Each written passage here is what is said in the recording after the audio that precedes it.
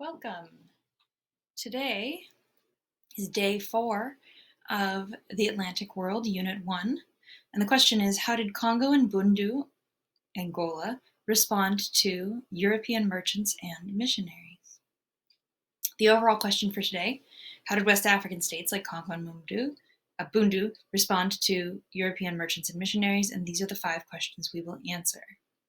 Question number 1, what made Congo Kingdom powerful in the 1400s? So Congo Kingdom was powerful for many reasons long before they came in contact with Europeans directly. The Congo Kingdom is here in yellow, and it is between several other relatively powerful states. But Congo Kingdom was powerful because it was in a good location for trade as well as a good location for agriculture. So Congo Kingdom, they were able to grow millet and sorghum and bananas and coconuts and dates and citrus fruit and all the other sort of tropical products. They also had plenty of hunting and fishing, wild animals and fish.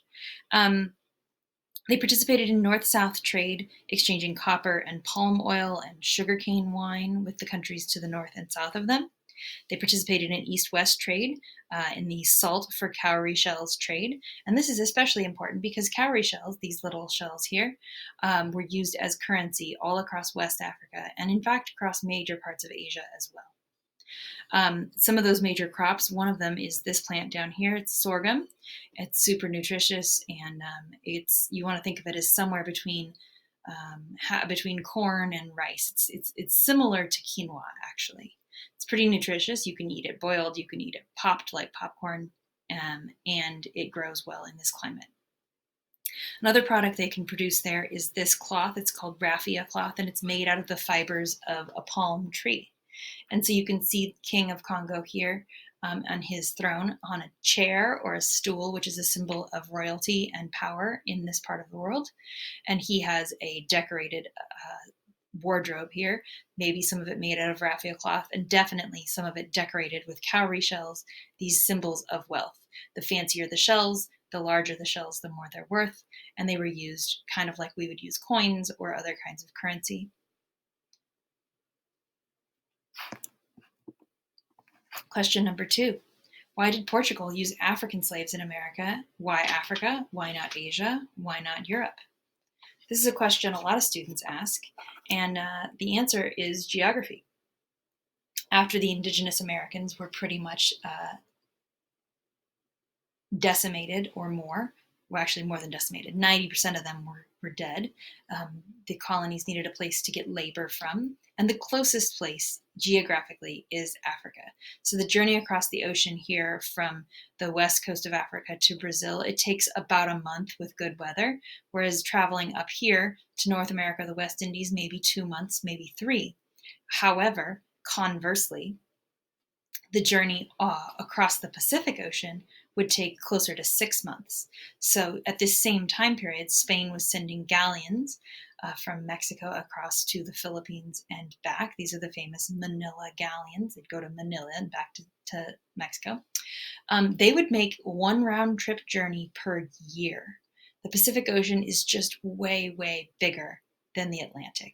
And so if you can make this journey in 1 month and this journey in, let's say, 6 months, it just makes more sense economically. It's much more efficient to do trade across the Atlantic.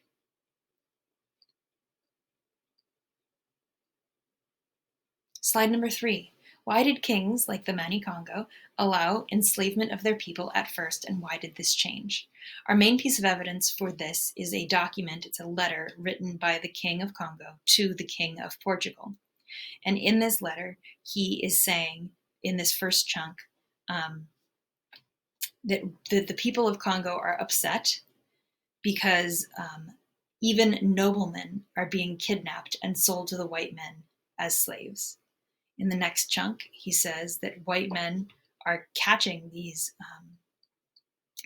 are imprisoning these Congo people, and they're putting them in irons, in handcuffs, and branding them. But then when they're caught by the guards, they allege that they have purchased them, but won't say from whom. The whites are alleging that they've bought these Congo people as legitimate slaves, but they won't say who they've bought them from, which looks a little suspicious. In this last paragraph, we have passed a law where the Congo is going to take control of the slave trade inside their country, and we're going to change to regulating the slave trade so that the Europeans, if they want to keep doing their trade, they're going to have to do it by our rules. Pretty much he's saying that if the Europeans want to keep trading for slaves, they're going to have to do it by our rules. We're going to have to be in charge of the trade, or else they're going to have to stop doing it entirely. It says at the bottom here, if the white men do not comply with it, they will lose their aforementioned goods. Otherwise, we shall not consent to this. The white men will lose their right to do trade in Congo. So the question is, why did kings allow enslavement at first, and why did this change? Well, I think at first it was a way to make money, but this changed because the Europeans were too greedy. It says they were seizing too many people, and that they were lying about it, and that they were doing it in an illegal way. And so at first, the Congo agreed to it, but as soon as the Portuguese, in this case, started breaking the law, then they decided we got to crack down on it.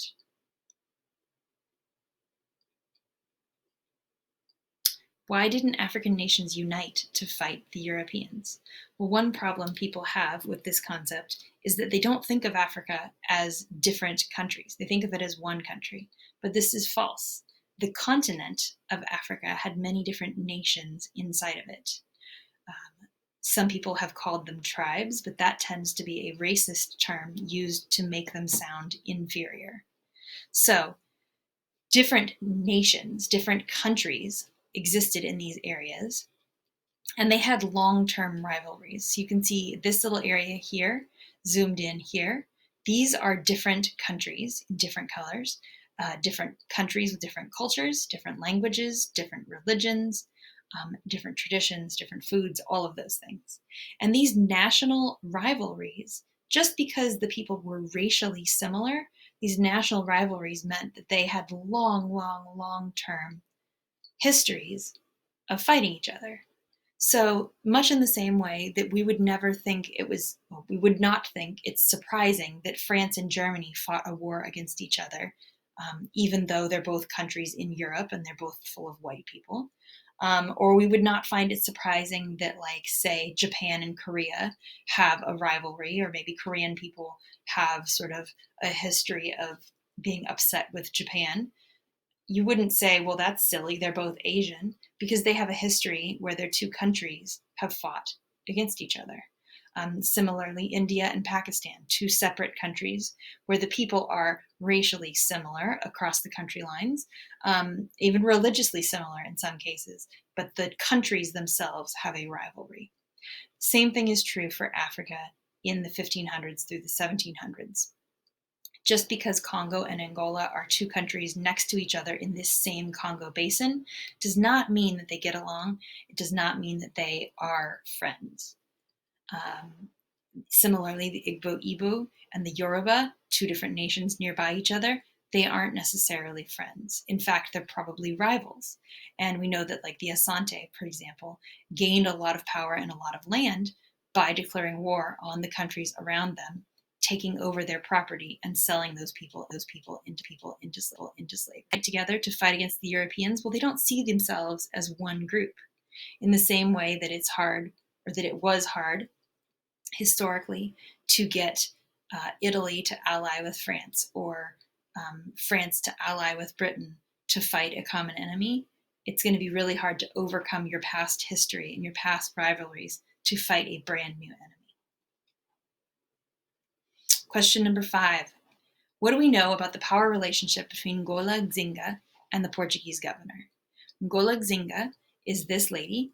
She is the queen.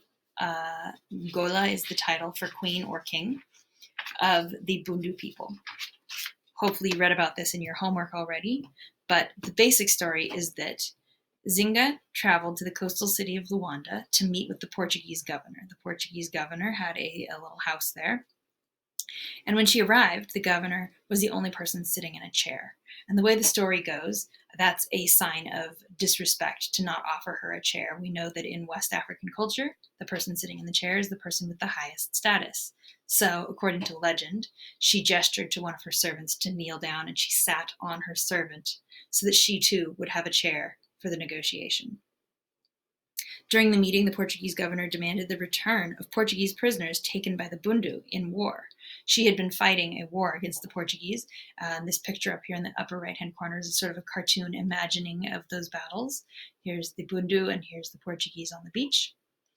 The Bundu had taken Portuguese prisoners, and he was requesting that the prisoners be returned.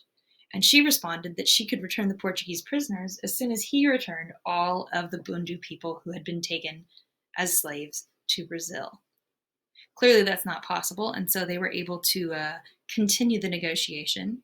In the end, Zinga agreed to convert to Christianity, and as long as the Portuguese promised to not kidnap any more Bundu people as slaves. And then the two sides agreed to declare war together on a nearby nation called the Jaga. She continued to rule for another 40 years or so after this. But what we know about this power relationship is that the Portuguese probably massively underestimated her leadership power and her powers of negotiation. And she was able to kind of turn the tables in the negotiation and carve out for herself a position of power for the people, the Bundu people. I hope that that was enough information for you to complete your summaries. If you did not understand something in this presentation, you can always go back to your reading for more information, and you need to submit your summaries to this assignment as soon as possible.